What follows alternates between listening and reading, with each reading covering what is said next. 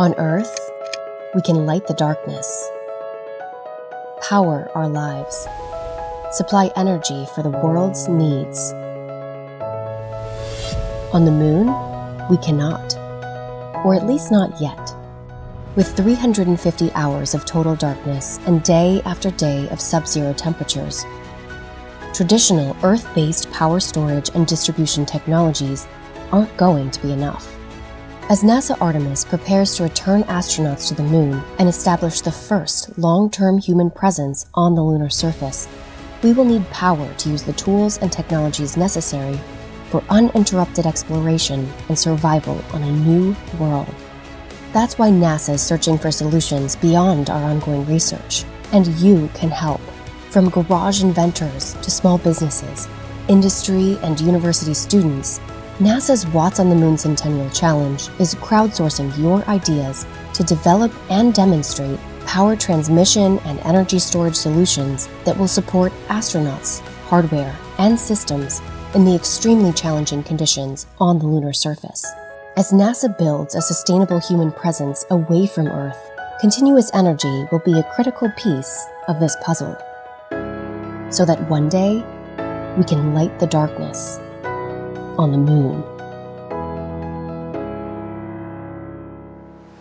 NASA's Watts on the Moon Challenge is really exciting because we are developing new technologies that will enable continuous human presence on the lunar surface. And specifically, we're addressing long-distance power transmission and energy storage in very cold locations. The initial Artemis missions are very short duration, standalone missions back to the lunar surface, but eventually we need to have continuous presence. And to do that, we need access to power. Power is really important for the astronauts. Watts on the Moon Challenge is going to develop new technologies in power transmission and energy storage.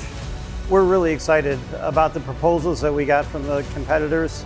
We actually designed the challenge to allow many different technologies to compete on a level playing field. Some are more conventional technologies, but they're taking them up to the next level, and others are really out of this world thinking that we are excited to see.